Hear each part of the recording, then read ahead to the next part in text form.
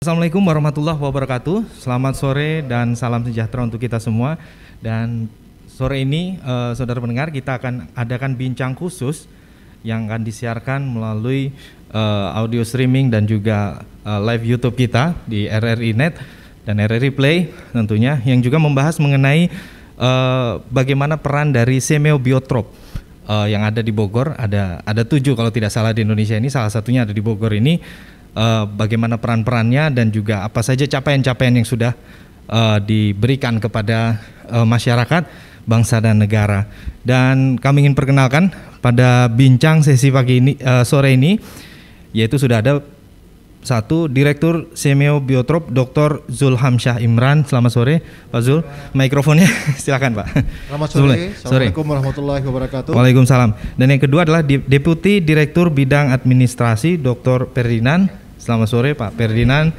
Sore. Luar biasa. Dan Rektor IPB Profesor Dr. Arif Satria. Selamat sore Prof.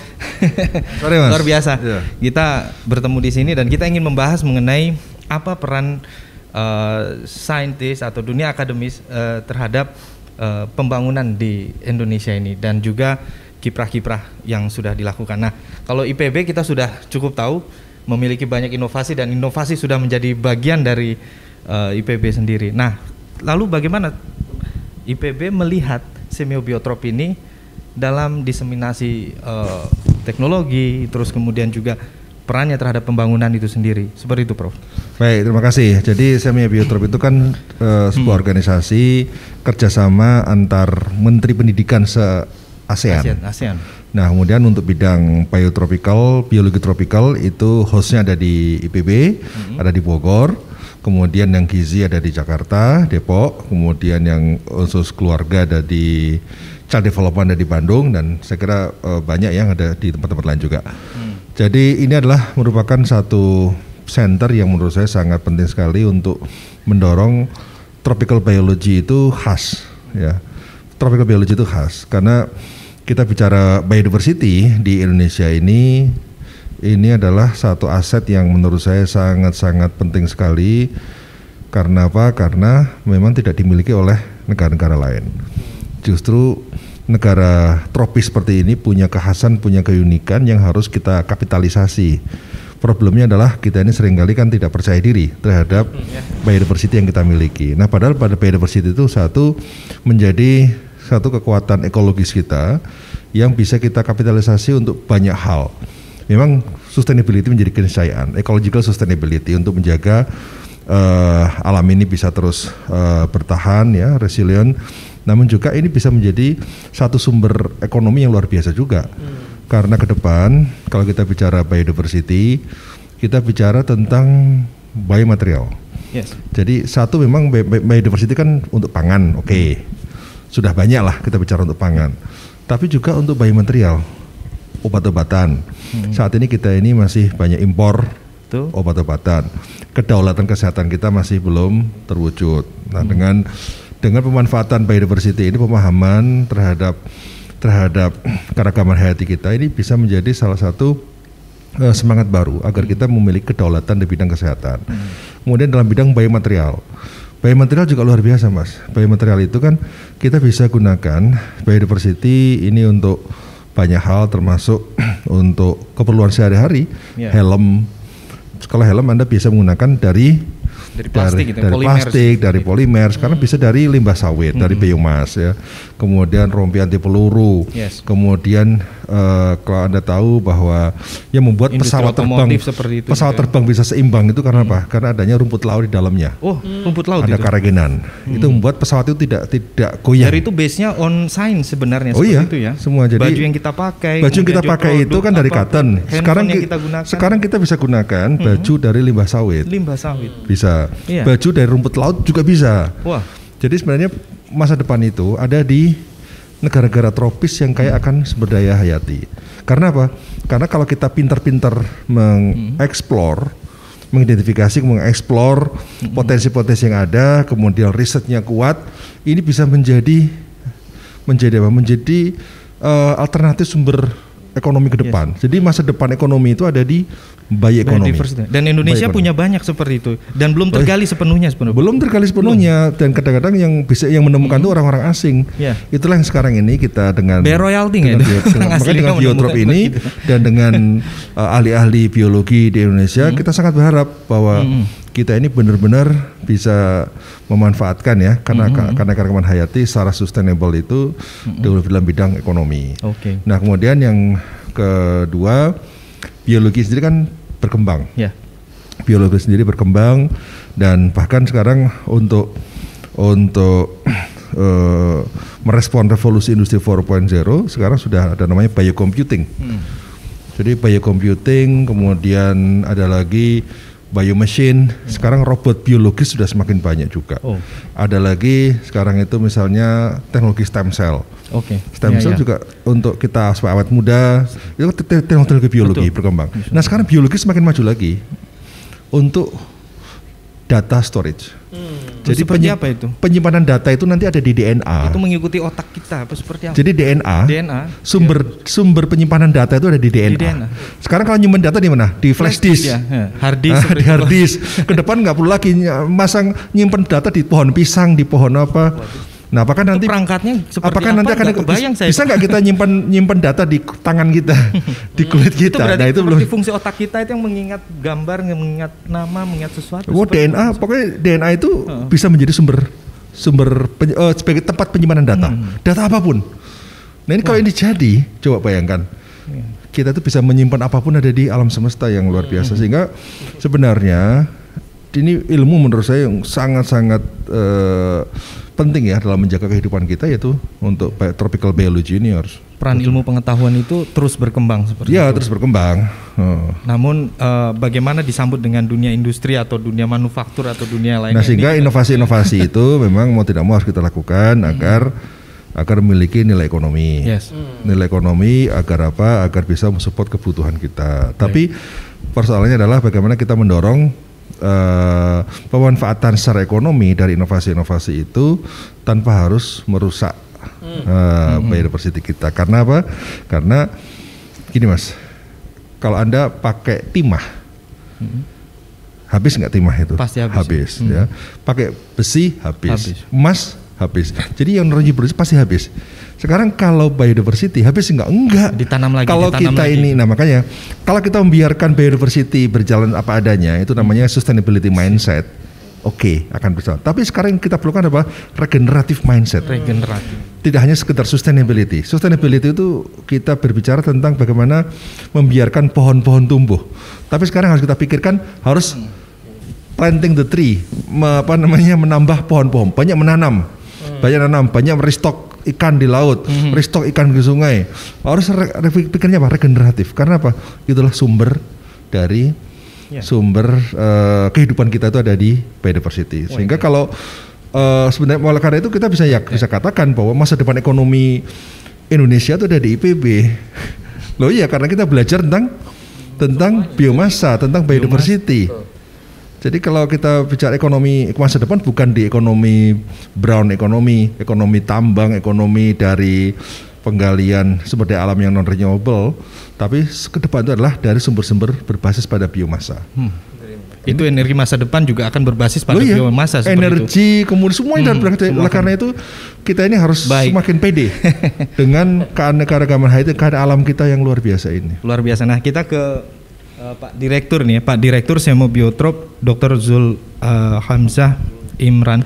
Pak Zul, ekspektasinya seperti apa selama ini dengan Biotrop dan juga apa capaian dan dengan capaian-capaian yang saya dan mungkin ada rencana-rencana ke depan untuk memodify Semo Biotrop ini jadi lebih membumi dan dikenal oleh masyarakat dari hasil riset-risetnya itu seperti itu. Silakan.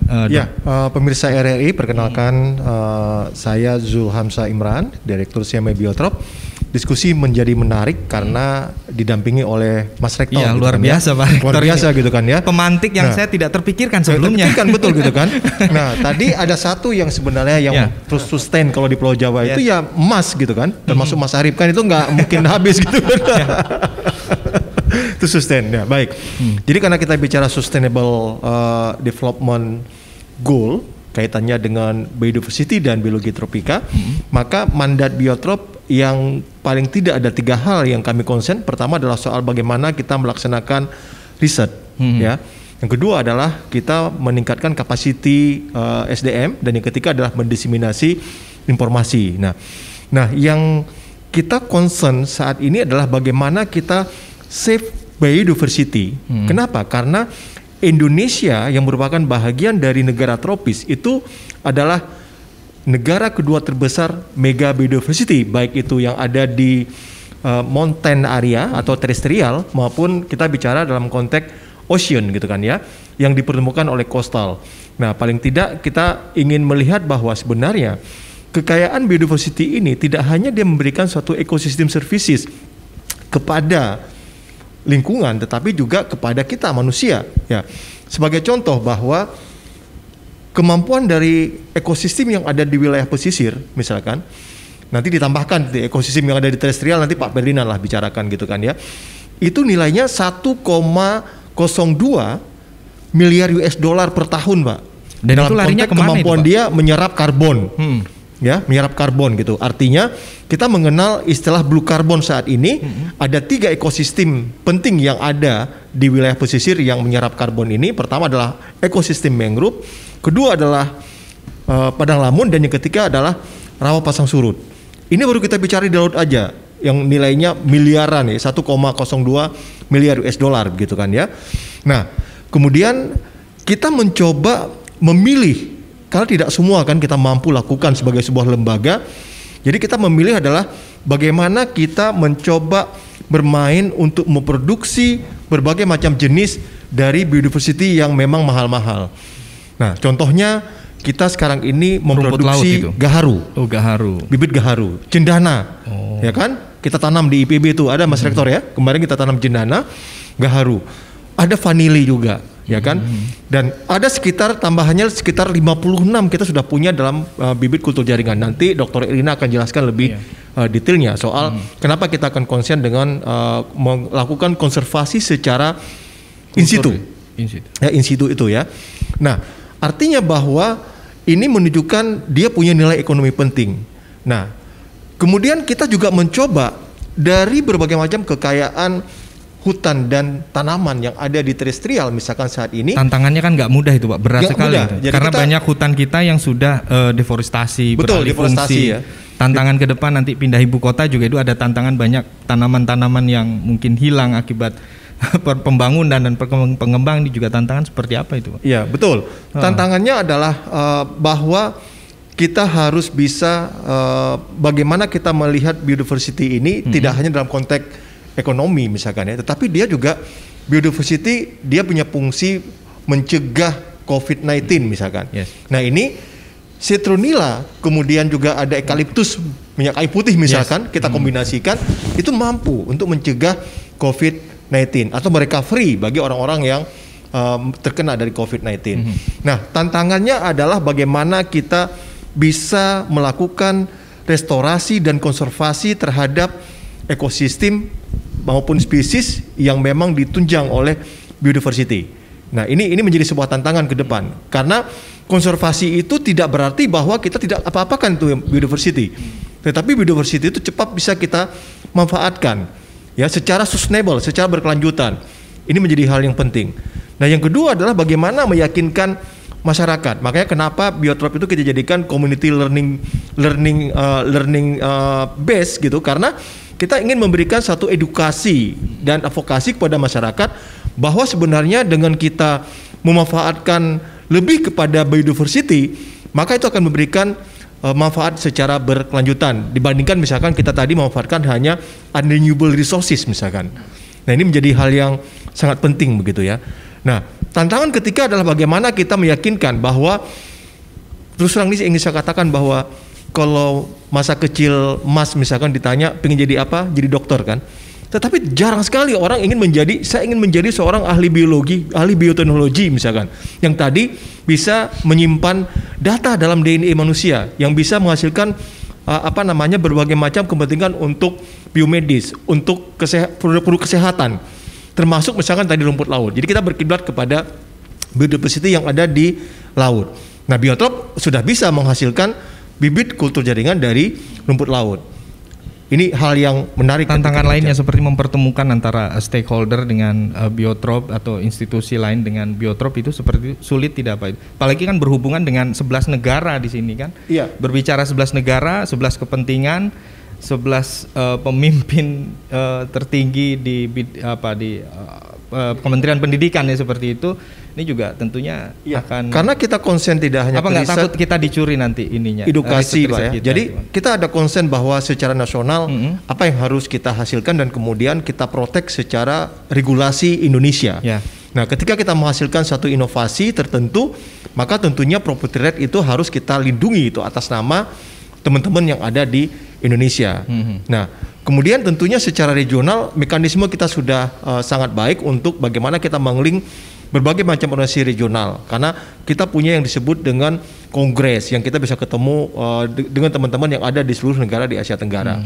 Kita punya high official meeting yang memang juga di situ merupakan ketemunya menteri-menteri ya, menteri-menteri dari pendidikan dan kebudayaan di Asia Tenggara. Nah, jadi itu menjadi sebuah hal yang tidak terlalu mudah, tidak terlalu susah bagi kami misalkan untuk bagaimana melakukan kolaborasi dan partnership dengan berbagai macam mitra yang ada di Indonesia maupun secara internasional sebenarnya. Dengan pengakuan hak kekayaan intelektual ini juga kerap menjadi dalam tanda kutip permasalahan, seperti hasil penelitian kita dibawa ke luar negeri untuk dikembangkan seperti itu Prof, kemudian datang ke dalam negara kita dalam bentuk produk-produk kecantikan, produk kesehatan dan lain sebagainya. Ini juga sebuah tantangan baru gitu loh untuk kita melindungi hak kekayaan intelektual dari para peneliti kita dengan 11 negara apalagi yang sifatnya masih satu regional. Ini tentunya harus ada kesepakatan di atas meja yang harus ditulis supaya tidak bocor keluar seperti itu. Ya, selalu kalau kita menggandeng peneliti dari luar, kita akan ikat dalam satu memorandum of understanding maupun dalam satu memorandum of agreement. Jadi tetap bahwa ketika meneliti di Indonesia, maka dia akan mengikuti regulasi yang ada di pemerintah Indonesia dan itu sangat ketat. Seorang tenaga ahli dari luar negeri masuk ke Indonesia, maka saat ini dia harus melakukan satu uji coba ya, dengan menggunakan fasilitas yang kita miliki. Kecuali misalkan kita tidak punya fasilitas yang sangat high tech misalkan. Tapi jangan dikira Indonesia tidak punya fasilitas high tech seperti bioteknologi. Kita punya. Tinggal bagaimana kita lakukan kolaborasi sebenarnya. Termasuk kemarin soal vaksin COVID ya, ternyata Indonesia juga bisa memproduksi vaksin COVID sendiri tanpa harus mendatangkan dari luar seperti itu ya Pak ya. Berarti ada teknologi yang bisa kita terapkan untuk menghasilkan itu semua di sini. Saya kira Indonesia sangat bisa. Nanti Mas Rektor bisa cerita bahwa sebenarnya misalkan kolaborasi IPB yang kontak virus kemudian memproduksi vaksin itu sudah sangat bisa saya kira ya. Contoh nanti Mas Rektor bisa cerita bahwa vaksin flu burung itu sebenarnya juga IPB produksi itu gitu kan ya. Nah, karena kan kalau Biotrop kita tidak main sampai ke virus, tapi kita main paling tidak sampai ke bagaimana mikroba yang lain ya, yang penting untuk misalkan contoh pala itu kan harus kita cegah jangan sampai ada aflatoksinnya misalkan. Kopi juga demikian. Nah, itu kita teliti ke sana supaya produk-produk kita tidak di-ban. Termasuk juga ancaman dari virus-virus lain yang nanti akan masuk seperti itu yang dikembangkan. Nah, paling tidak tadi saya katakan adalah essential oil yang kita produksi itu secara terbatas itu bisa merecovery pasien-pasien COVID-19 yang sudah terpapar gitu oleh virus COVID-19 gitu. Oke, mungkin bisa ditambahkan Pak Ferdinand seperti itu Pak Ferdinand di bidang administrasi ini sebenarnya. Saya kebetulan sebelum bergabung di Biotrop baru 10 bulan, saya banyak bermain di perubahan iklim ya. Jadi saya rasa ini global konteks dan untuk menyambung apa yang sudah dijelaskan Pak Rektor dan Pak Direktur, fungsi Biotrop itu sebetulnya bisa dua hal saja, promotion and connectivity. Jadi kita perlu belajar lebih ke outward looking. Bagaimana Seamio Biotrop sebagai lembaga regional minimum di 11 negara ASEAN dengan beberapa afiliatnya di Eropa dan Kanada dan Amerika, itu kita bisa mempromosikan apa saja riset-riset atau hasil-hasil produk output yang ada di Indonesia dengan background sehingga itu bisa diadopsi oleh negara lain. Itu poin-poin utamanya. Kenapa? Karena ini lebih fleksibel, tidak ada claiming sepihak. Itu penting tuh. Dan yang kedua adalah connectivity. Bagaimana Seamio Biotrop bisa mengkoneksikan universitas-universitas yang tidak hanya di Indonesia tapi juga di negara ASEAN untuk saling tukar pengalaman dan sharing knowledge dan lain-lain. Karena terkadang kita khawatir dengan intellectual property right dan lain sebagainya. Tapi kalau kita lihat peraih Nobel dan lain-lain itu kan sangat bisa diakses oleh banyak orang. Nah, lembaga seperti Siamia Biotrop yang mendapat dukungan besar dari pemerintah Republik Indonesia, yang juga merupakan lembaga antar negara serta berkedudukan di universitas di Indonesia, contohnya kami di IPB, itu punya peran yang berbeda. Saya rasa itu yang penting dilihat, sehingga satu kata yang sebelumnya kita lebih banyak melihat bagaimana Indonesia harus berbuat, tapi sekarang bagaimana Indonesia harus berkontribusi. Karena apa? Karena negara kita sudah jelas di Undang-Undang Dasar 1945 di bagian pembukaan bahwa kita akan ikut serta dalam ketertiban dunia. Apa salah satu contohnya? Dukungan Indonesia di Siamia Biotrop. Nah, ini yang bisa digunakan mengakselerasi. Contoh untuk tahun ini dan 3 tahun ke depan kita ingin mempromosikan Save Biodiversity. Apa saja nanti hasil dari Institut Pertanian Bogor itu perlu kita promosikan, UI, UGM. Oleh karena itu saya tutup sejalan dengan kegiatan kita GB Meeting yang dipimpin oleh Pak Rektor ya, karena beliau juga GB Chair kami. Kita juga ingin melakukan tanggal 7 besok itu International Workshop on Climate Change and Coastal Resilience. Karena ada 3 konvensi dunia yang sudah diratifikasi oleh Indonesia. Dan Presiden Jokowi kemarin di April 2021 sudah submit Long Term Strategi Indonesia 2050. Dan ini yang sedang ramai dibicarakan, dan bagaimana kita bisa secara praktikal itu masuk di situ. 3 konvensi dunia ini bicara tentang biodiversity, climate change, dan degradasi lahan. Dan Siamia Biotrop dengan dukungan IPB itu jelas, mohon maaf ini bukan promosi IPB ya, karena saya juga dosen IPB gitu. Itu saya alumninya. Itu memang sangat-sangat mungkin masuk di konvensi-konvensi dunia ini. Kenapa? Karena negosiasi adalah salah satu langkah di mana kita bisa mempromosikan produk-produk kita di pasar internasional.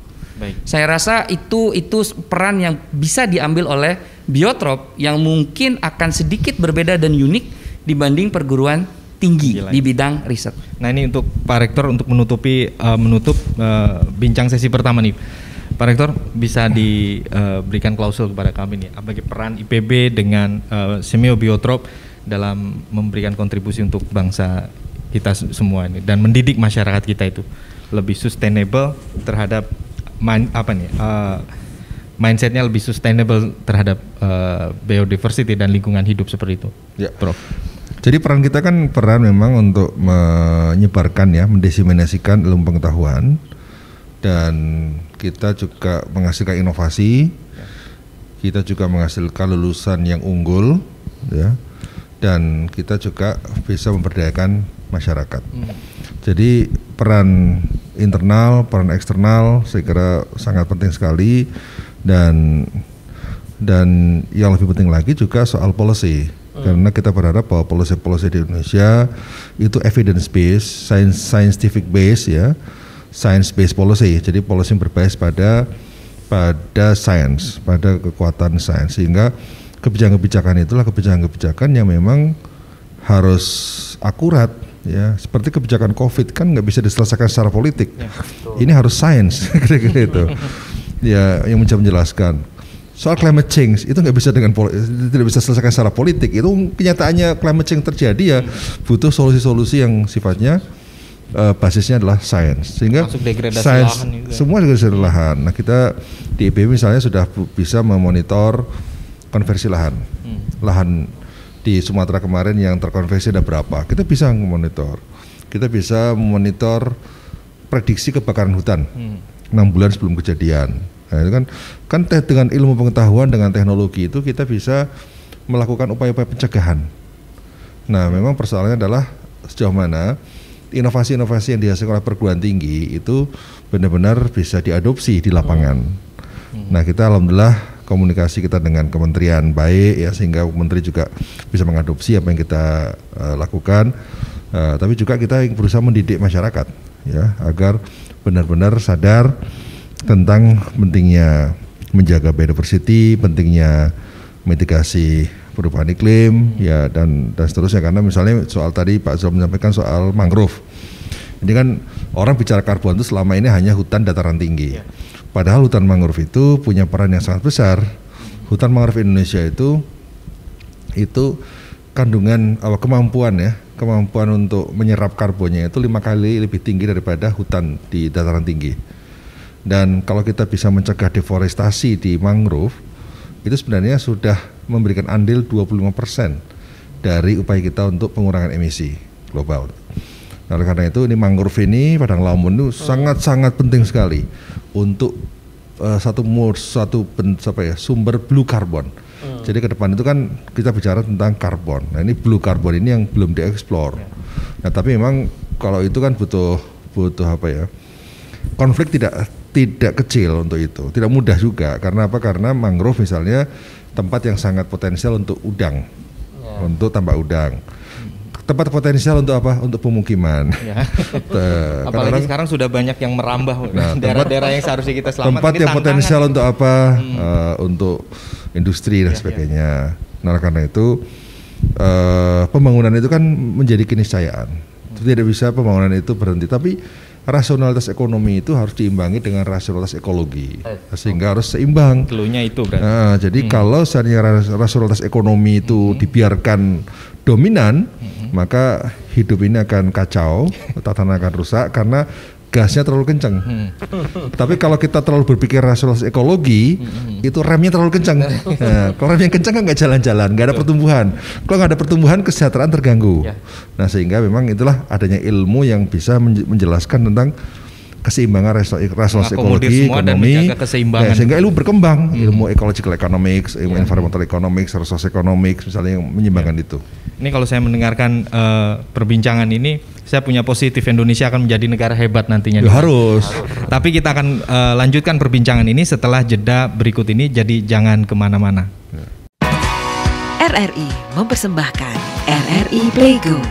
RRI Playgo adalah aplikasi resmi Radio Republik Indonesia.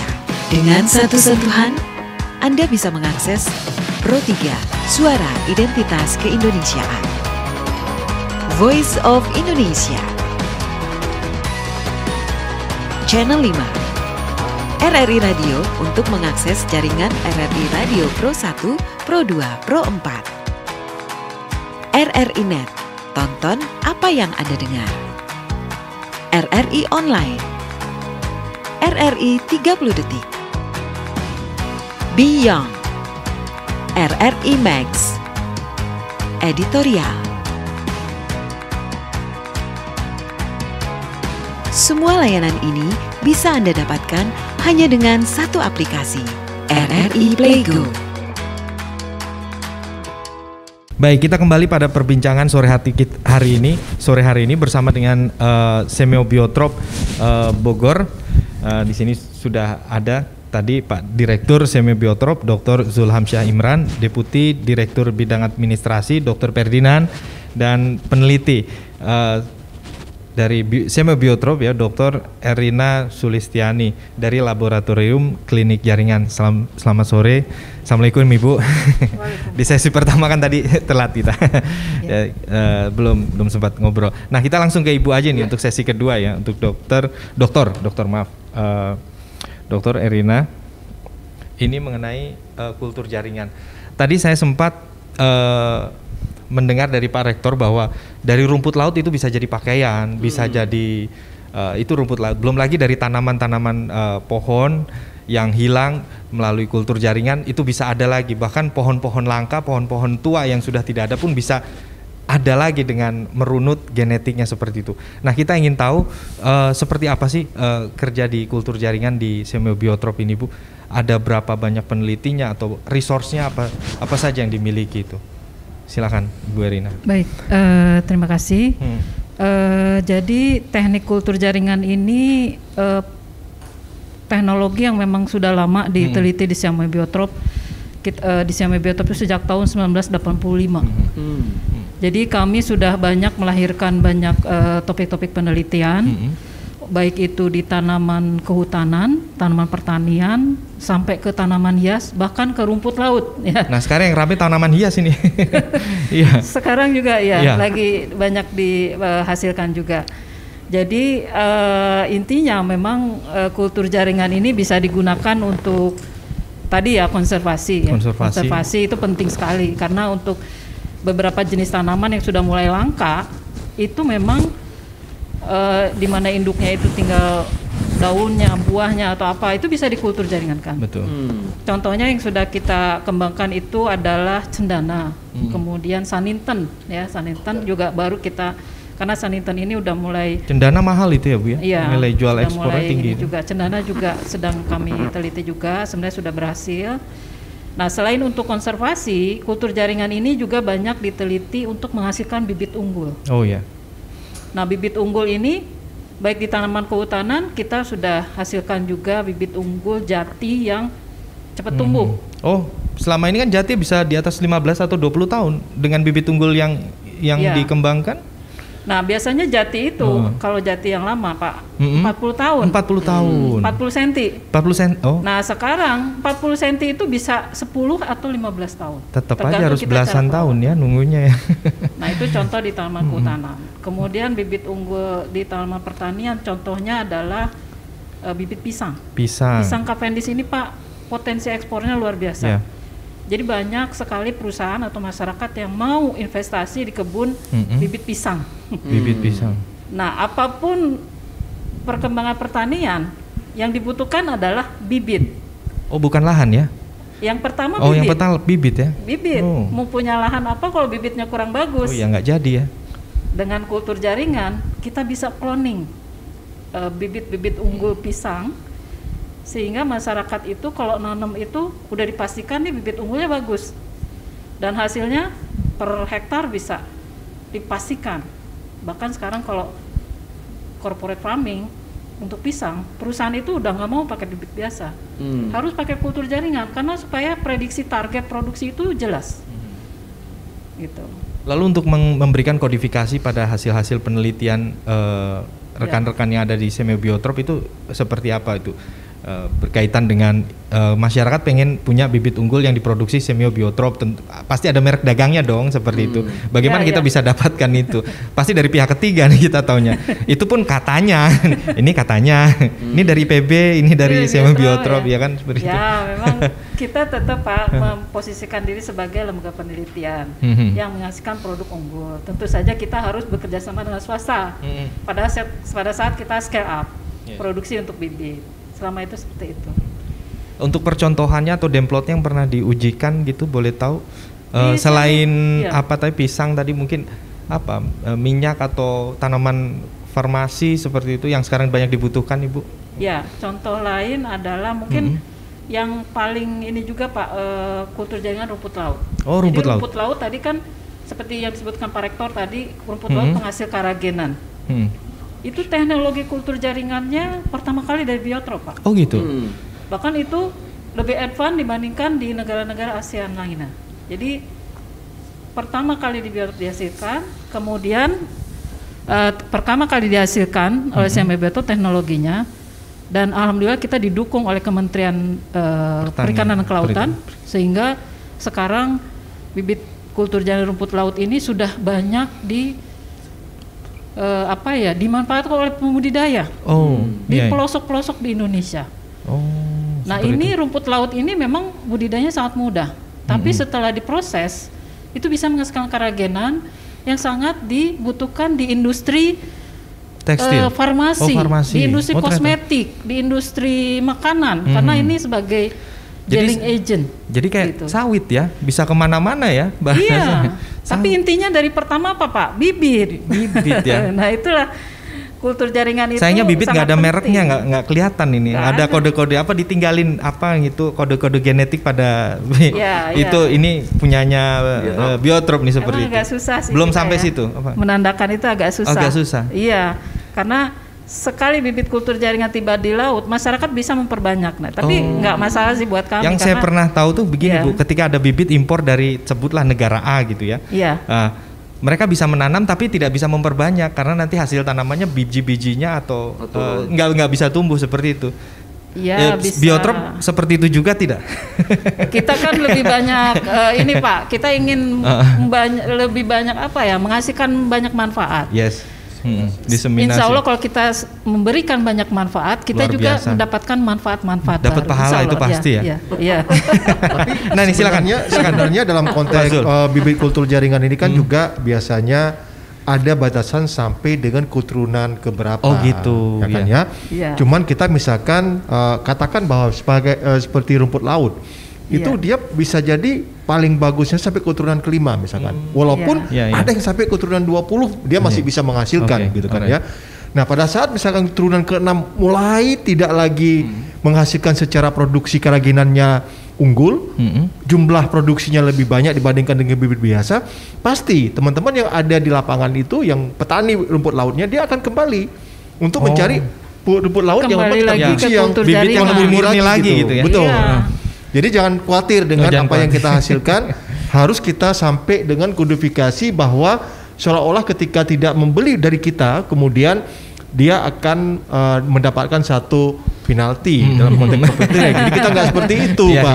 Karena tujuan kita adalah mendiseminasi tadi itu supaya bisa dimanfaatkan oleh masyarakat secara lebih luas, Pak. Karena di era informasi seperti saat ini kan kita sudah tidak bisa menyembunyikan apa yang jadi rahasia mungkin seperti karena siapapun bisa harus punya hak. Betul, di Biotrop misalkan tidak hanya kaitannya dengan kultur jaringan, Pak. Sekarang ini kita bikin yang disebut dengan arboretum, jelas Pak, kita punya. Lahannya luas pasti itu, butuh. Kita punya lahan 11 hektar. 11 hektar. 11 hektar. Untuk arboretum kehutanan itu di Tajur kan ya. Plasma Nutfah kita punya. Artinya plasma Nutfah mulai dari tadinya adalah jeruk itu macam-macam. Nah, itu juga bisa menghasilkan biomedicine sebenarnya. Tapi ada satu yang menarik yang sekarang ini yang sedang dikembangkan oleh peneliti kami, yaitu sacha ichi misalkan. Nah, ini saya baru dengar lagi. Ya, sacha ichi itu adalah suatu komoditi seperti kacang-kacangan ya. Kacang-kacangan yang dia bisa mencegah kolesterol. Nah, dia mengandung omega 3. Ini asli tanaman Indonesia, Bukan, Pak. Tapi kita sudah bisa kembangkan itu. Bahkan dia bisa mengurangi potensi untuk diabetes. Ya kan? Jadi kita sudah kita produksi dalam skala lab untuk essential oilnya, minyaknya dari sacha ichi. Minyak sacha ichi. Itu harganya masih mahal loh. Nanti bisa ditampilkan di YouTube nih. Mungkin saya bisa tambahin ya. Silakan, Pak. Kami Biotrop itu research connectivity. Jadi yang dilakukan oleh Mbak Erina ya sebagai salah satu peneliti unggulan kami gitu ya.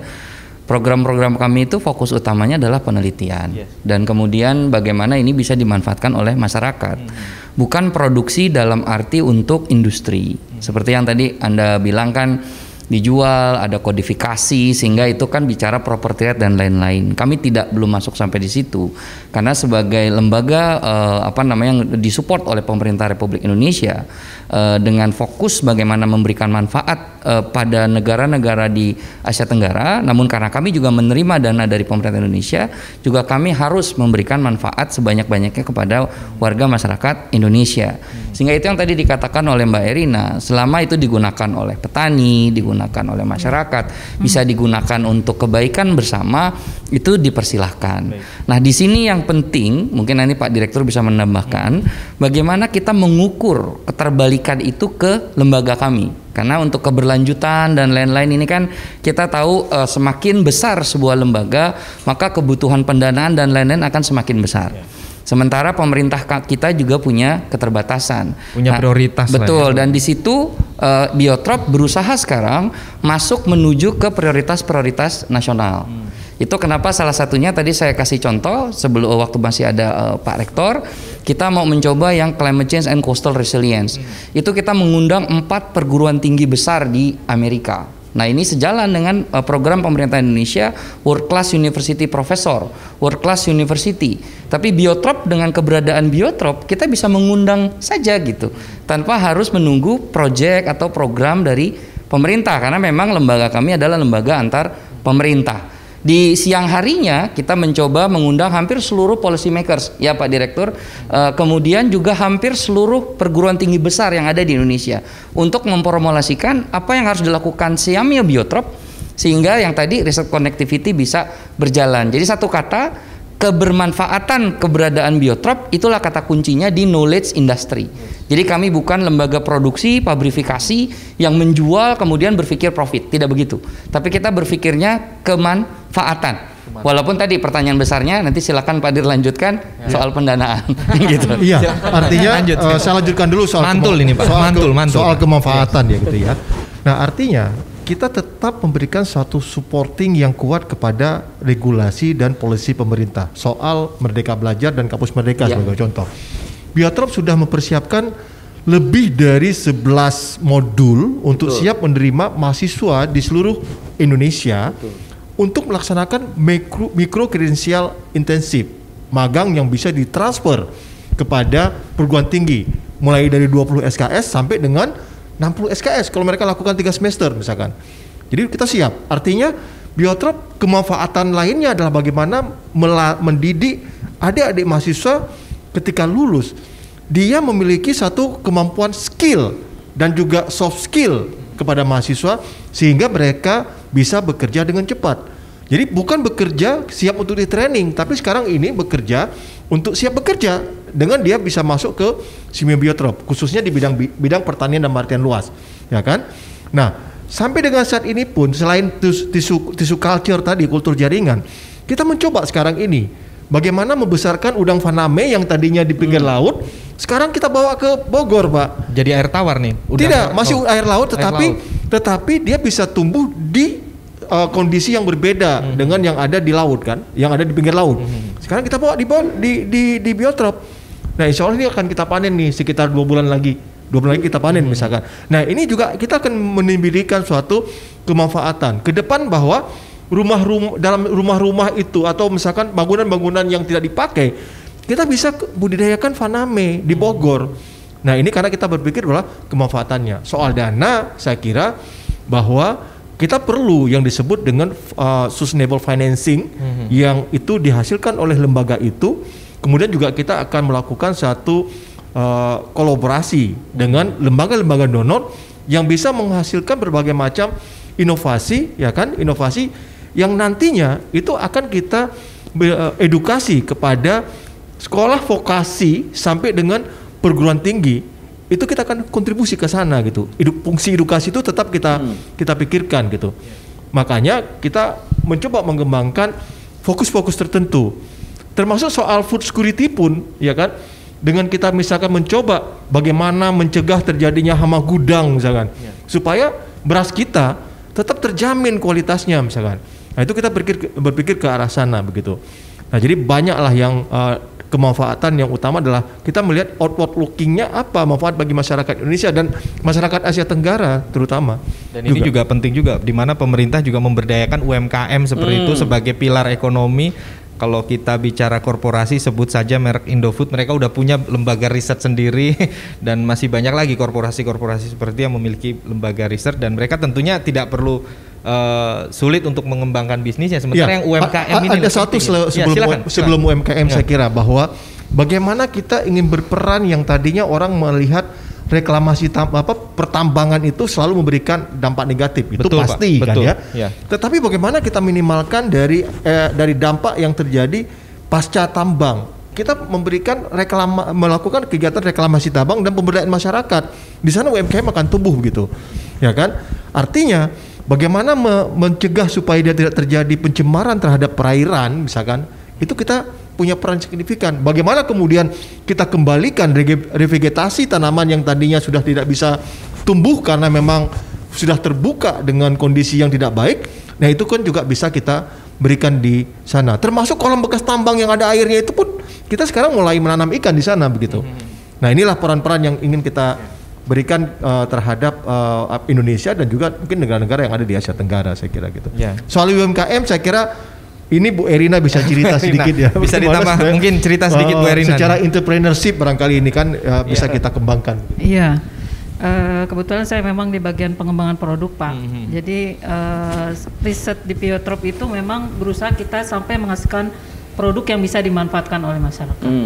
Jadi memang tadi masalah untuk property rights sebenarnya juga kadang peneliti itu juga perlu tahu produk kita itu sifatnya bagaimana, apakah masih ada kekurangan atau apa, itu akan terus berlanjut pada saat sudah dimanfaatkan oleh masyarakat. Bahkan sampai kita berpikir masyarakat ini untung enggak membeli produk kita, untung tidak. Nah itu juga sampai ke sana. Oleh karena itu produk-produk di Biotrop salah satunya ada bibit kultur jaringan, kita ada bibit juga untuk budidaya jamur, kita sampai ke masyarakat dan UMKM, itu cukup menghidupkan itu sampai ke UKM. Termasuk juga pengolahan jamur tiram, misalnya keripik atau apa. Kami memang harus sampai ke sana karena kami juga ingin melihat produk kami itu dari segi wirausaha itu menguntungkan apa tidak. Jadi selain untuk bibit tanaman juga kita menghasilkan produk-produk olahan juga Pak untuk keripik, untuk apa. Ada berapa boleh tahu Dan Bu? itu kita bekerja sama dengan UKM. Ada berapa banyak UKM yang dibina sama Bu Erina dan di mana saja itu lokasinya itu? Sebenarnya kalau untuk wilayah Bogor itu sudah cukup banyak Pak yang pelatihan untuk budidaya jamur contohnya ya. Sampai ke hidroponik juga Pak ya, sampai ke jadi kita membina. Jadi mereka datang ke Biotrop untuk mendapatkan pelatihan secara gratis. Sampai dikemas dan dijual, diberi merek dagang seperti itu oleh masyarakat, sampai ke situ ya Bu ya. Betul. Luar biasa nih. Betul. Sebenarnya ini yang luar biasa. Ya menariknya itu kalau ketika kita bicara adalah petani pemuda milenial, kita sebenarnya sudah lama masuk di sana. Hanya istilahnya saja baru populer sekarang gitu kan ya. Karena yang kita bina termasuk adalah adik-adik kita yang ada di sekolah vokasi. Sebagai contoh adalah yang ada di Tajur, SMK atau Wikrama kita latih mereka untuk produksi jamur, kemudian dengan budidaya pasca panennya, tapi sekarang terus berkembang, tidak hanya jamur keripik, tapi mereka kembangkan menjadi apa namanya Bu? Selain keripik jamur, ada nugget jamur, ada kerupuk, nugget jamur misalkan, sampai ke bakso jamur, diversifikasi produknya betul, banyak, betul. Jadi itu yang artinya bahwa kita mendidik adik-adik ini, pemuda ini adalah pertama adalah entrepreneurship. Nah, yang kedua adalah bagaimana mereka melakukan marketing gitu kan ya. Betul, Nah, ini yang disebut dengan bahwa kontribusi kita terhadap UMKM itu menjadi sangat signifikan gitu. Oke. Nanti silakan Pak saya tambahkan karena tadi diperkenalkan saya sebagai Deputi Direktur Bidang Administrasi gitu ya. Mungkin fokus diskusi kita terkait yang tadi dijelaskan oleh Mbak Erina, Pak Direktur, sekali lagi kami tekankan, Biotrop bukan lembaga komersialisasi produk. Sehingga ketika ditanya seberapa banyak yang sudah dibina gitu ya, dengan kata dibina ini, ya banyak sekali karena kami melakukan training.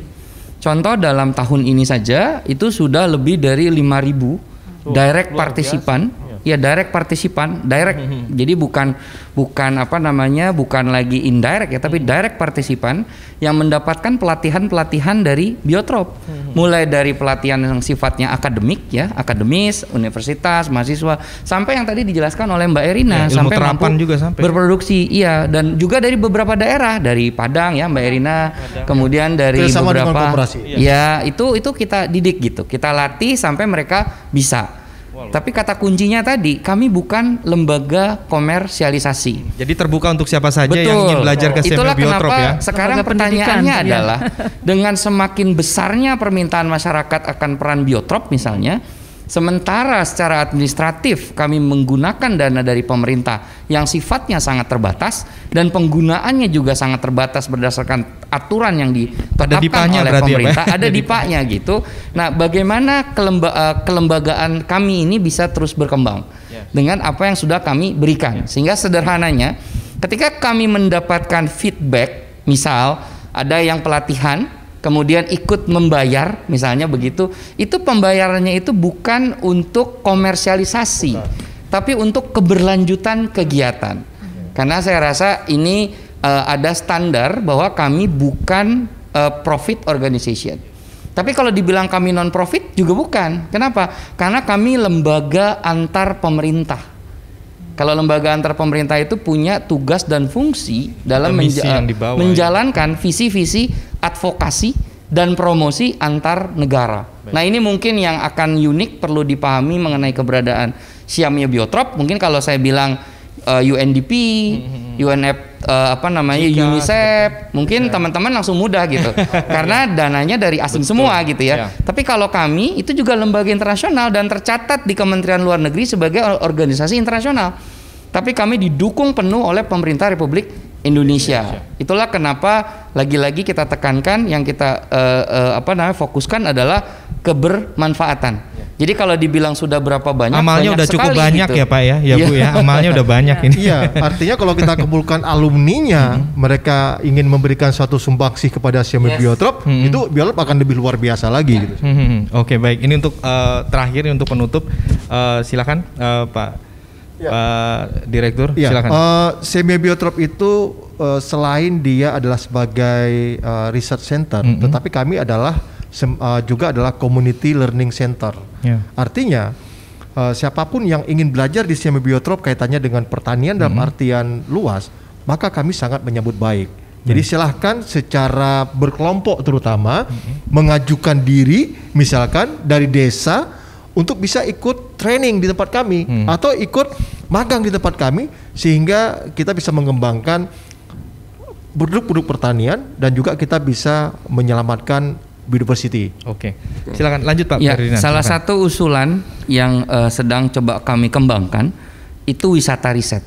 Waduh, wisata riset berat ini. Bagaimana kalau ke kebun raya wisatanya nggak ada risetnya? Karena bagaimana generasi muda, orang halayak umum bisa menikmati hasil-hasil penelitian dengan cara yang berbeda. Kami punya arboretum misalnya, begitu banyak koleksinya dan salah satu koleksi dunia itu ada di Xiaomi Biotrop. Bagaimana ini dimanfaatkan oleh masyarakat? Bagaimana sekolah-sekolah ketika mereka misalkan bikin camping di Biotrop, mudah-mudahan setelah pandemi ya, itu mereka juga bisa belajar bagaimana kultur jaringan dilakukan di tempat Mbak Erina, bagaimana satelit diolah di tempat Mas Widodo di beberapa unit-unit yang kami punya karena kami punya 11 lab. Dan kemudian bagaimana kami juga bisa bekerja sama dengan kolega kami se-Indonesia sehingga kawan-kawan yang ingin, saya ingin belajar di NTB, itu bisa melalui Xiaomi Biotrop. Saya ingin belajar ke Sumatera Barat, bagaimana melalui Xiaomi Biotrop. Kenapa itu menjadi penting yang tadi kami katakan wisata riset?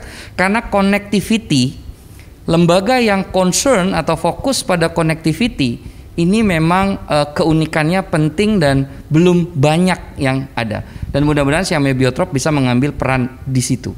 Oke, baik. Penutup silakan Ibu Erina. Iya.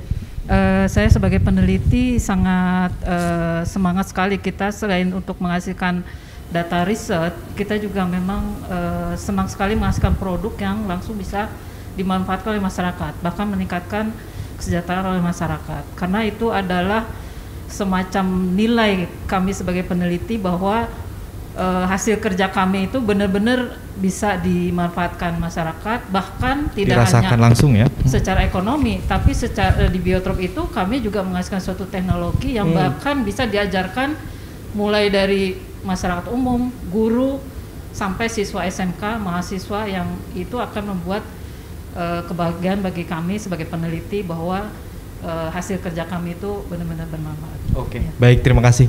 Dan itu tadi saudara pemirsa, saudara pendengar semuanya, bincang kami bersama dengan Direktur Xiaomi Biotrop, Pak Dr. Zulhamsyah Imran, kemudian ada Pak Deputi Direktur Bidang Administrasi Dr. Ferdinand, terima kasih atas waktunya, dan peneliti Dr.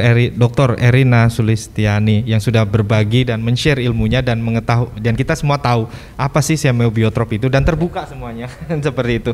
Dan akhirul kalam, semoga perbincangan kita ini bisa memberikan inspirasi, memberikan wawasan dan perubahan pola pikir tentunya. Dan jangan ragu-ragu untuk datang ke Xiaomi Biotrop untuk menimba ilmu tentang itu tadi 3 hal mengenai biodiversity, kemudian juga climate change dan degradasi lahan.